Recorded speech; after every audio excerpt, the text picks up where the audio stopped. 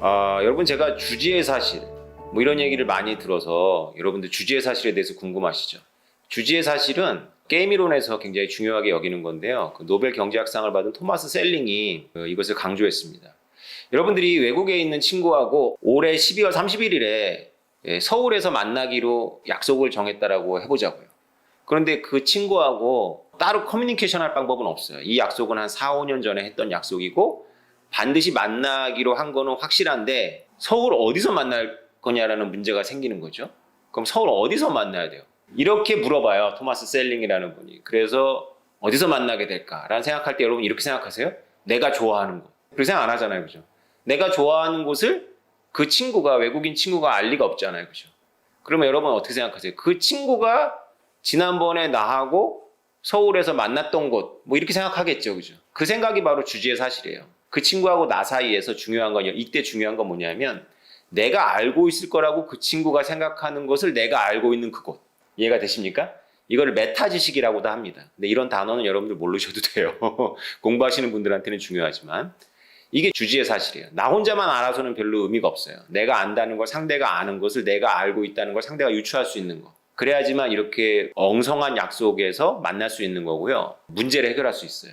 어떤 문제를 해결하냐면 이것을 이제 두 친구하고 사이에서 확장을 하면 이제 사회적인 문제를 해결합니다. 이걸 조종 문제라고도 하는데 이 토마스 셀링이 말한 포컬 포인트라고도 하고 이제 이 셀링이 강조했기 때문에 이것을 셀링 포인트라고도 합니다. 이 비트코인과 스마트 콘치렉을 공부할 때 이더리움을 포함해서 공부할 때 굉장히 중요한 인문학적 지식이니까 알아두셔야 돼요. 그 셀링 포인트, 주지의 사실이 되는 그 꼭지점이 되려면 그냥 단지 우리가 좋아하고 우리가 아는 것이 중요한 건 아니고 내가 안다는 걸 상대가 알아야 되는데 우리가 이걸 늘 하죠. 언제 여러분들이 셀링 포인트를 참냐하면 결혼식에서는 셀링 포인트가 없어요. 왜냐하면 정해진 시간이 있으니까. 근데 상가에 갈 때는 셀링 포인트가 생기죠. 언제 가야 내가 만나기 싫은 그 인간을 피할 수 있는지 뭐 이런 게 아니고 언제 가야지만 사람들하고 만나서 술 한잔 하면서 상가집에서 두세 시간 앉아있을 수 있는지를 찾을 거 아니에요.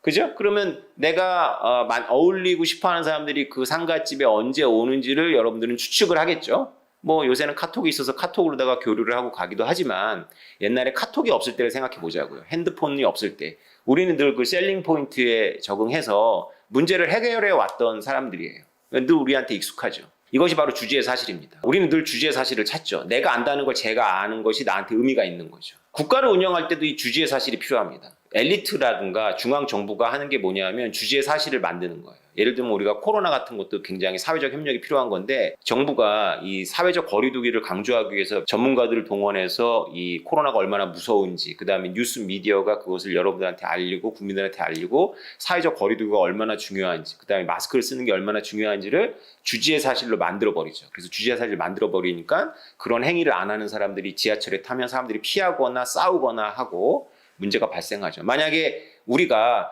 이것은 나만 알고 있는 정보지 저 사람은 몰라 그러면 우리가 그런 사람한테 화를 안 내겠죠. 우리가 그 사람한테 화를 내는 것은 저 사람이 지금 전 세계적으로 팬데믹이 진행되고 있다는 것을 안다라는 걸 내가 알고 그걸 알겠다는 맥락에서 우리가 그 사람한테 맹렬하게 공격하고 혼내는 거잖아요. 그죠? 그래서 이 주지의 사실은 사회를 운영하는 하나의 핵심이기도 합니다. 왜냐하면 사회는 계속 불신 상태에서 계속 이런 조정이 필요하고 우리가 있는 이 현실은 정보가 늘 부족한 상태거든요. 정부가 이 주지의 사실을 만드는 주체이면서 또 이 주지의 사실을 가리는 주체이기도 하다는 것에 대해서 여러분 어떻게 생각하세요? 제가 비트코인이니까 이런 말을 지금 과감하게 하는 거지 사실은 제가 주류 강단에 쓰는 학자라면 이런 말을 공개적으로 했다가는 매장이 되겠죠. 정부를 이렇게까지 비난하면 안 되거든요. 근데 정부와 엘리트들은 주지의 사실을 가립니다. 첫 번째 증거. 여러분들 12년 동안 비트코인에 대해서 들어오셨을 텐데 언제 정부 관료가 비트코인에 대해서 사실을 말하는 거 들어보셨어요? 지식이 없어서도 사실을 말하지 않지만 사실을 알고 있으면서도 뭔가 계속 거짓말하고 있다는 느낌이 들죠. 이렇게 주지의 사실을 가리기도 합니다. 정부가. 그건 왜 그러겠어요? 의도한 바가 있기 때문이죠. 그것은 아주 직관적으로 쉽게 말씀드리면 정부가 만드는 화폐를 지키기 위해서입니다. 정부가 만드는 화폐를 왜 그렇게 지켜야 될까요? 가장 근본적인 이유는 정부가 만든 화폐는 국가가 지키지 않으면 화폐가 안 되기 때문에 그렇습니다. 그만큼 정부가 만든 화폐는 허약하다는 이야기죠. 만약에 우리가 금을 화폐로 쓰고 있다면 정부가 비트코인을 이렇게 호도하고 금을 지키기 위해서 노력하지 않아도 돼요.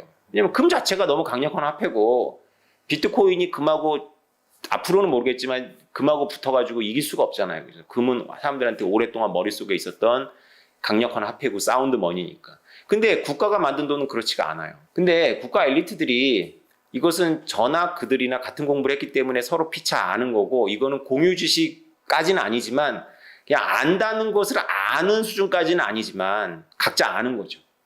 이걸 공론화하면 이상해져요. 그런 게 있습니다. 세상의 지혜는. 여러분들 차 안에서 이렇게 둘이 타고 가는데 방구 냄새가 나요. 그러면 여러분이 끼지 않았다면 그 옆에 사람이 낀 거라는 걸 우리는 서로 알죠. 그가 안다는 걸 내가 알고 있고 내가 안다는 걸 그가 알지만 이거를 공유지식으로 만드는 것은 예의에 어긋나죠. 그래서 모른 척을 합니다. 서로 다 아는데 이것을 우리가 명백한 사실로 만들어버리면 그 상대방이 도망갈 데가 없잖아요. 그래서 우리가 예의상으로 공유지식을 가리기도 합니다.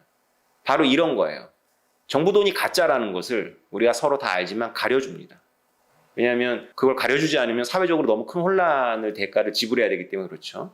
예를 들어서 교회나 뭐 이런 대중 정치 집회에서는 코로나가 활개를 치는데 우리가 지하철이나 대중교통에서는 코로나가 마치 봐주는 것 같은 그런 맥락 속에 있잖아요. 그죠? 말이 돼요, 안 돼요? 말이 안 되죠. 그러나 이런 것도 공유지식으로 만들질 않습니다. 왜냐하면 우리가 다 아는 거죠. 코로나가 아무리 무서워도 우리가 일상을 다 멈춰야 되는 건 아니잖아. 넘어가 주자.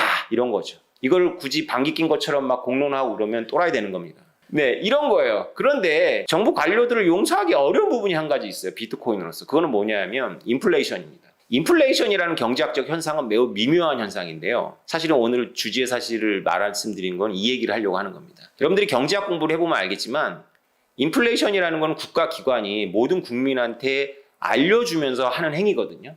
그래서 사실은 이것이 공유지식이 되면 인플레이션이 효과가 만들어지지가 않아요. 이것은 제가 복잡하기 때문에 설명을 오늘 안 하겠습니다. 단지 이런 거죠. 국민들이 이자율을 낮추거나 돈을 더 찍어내는 걸 모두 동시에 인지한다면 인플레이션을 만들 효과가 없어져요. 왜냐하면 돈을 2배로 늘리면 커피값도 2배로 늘어나고 담배값도 2배로 늘어나고 밥값도 2배로 늘어날 걸 알기 때문에 상인이건 소비자건 행동을 하나도 바꾸지 않습니다. 그럼 행동을 하나도 바꾸지 않는데 뭐하러 애써서 돈을 찍어내겠어요. 그런데 놀라운 일이 발생합니다. 인플레이션을 만드는 관료들과 중앙은행은 이것이 주지의 사실이 되기를 원하지 않아요.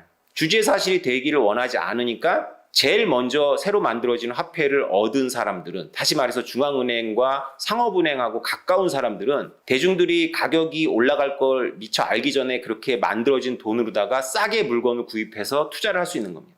이것은 좋게 말해서 화폐를 찍어내서 경기를 활성화시키는 선이지만 사실 이 선의는 대중들의 주지의 사실을 가림으로써 가능한 거죠. 노골적으로 말해서 국가가 치는 사기입니다. 주류 경제학자들도 이 말 자체는 거부할 수가 없어요. 왜냐하면 논리적으로 모든 대중이, 화폐를 사용하고 있는 모든 대중이 정부가 이자율을 낮추거나 돈을 더 찍어냈을 때 효과를 정확하게 정부 관료나 중앙은행에 있는 사람들만큼 인지를 하고 있다면 어떤 변화도 생기지 않습니다. 그냥 돈의 명목 가치가 변할 뿐이에요. 이것은 거의 거시경제학의 공리와도 같습니다. 그러니까 쉽게 말해서 정부는 어떤 명분을 가지고 돈을 찍어내고 이자를 낮추지만 그것은 근로 대중들이 속아주기를 기대하고 하는 행동입니다. 주지의 사실을 인지하지 못한 상태에서. 그래서 우리는 끊임없이 포컬 포인트에서 벗어나요.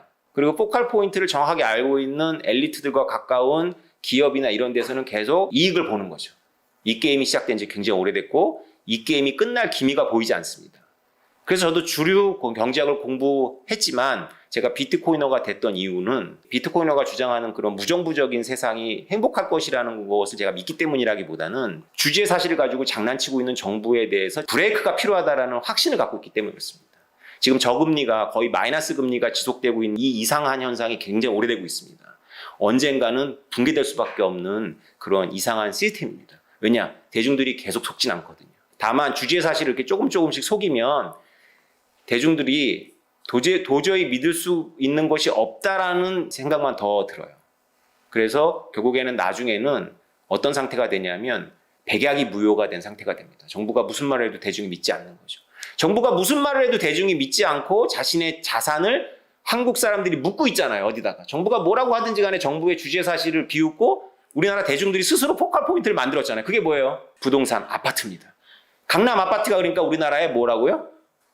포컬 포인트, 쉘링 포인트입니다. 아시겠습니까? 이상입니다.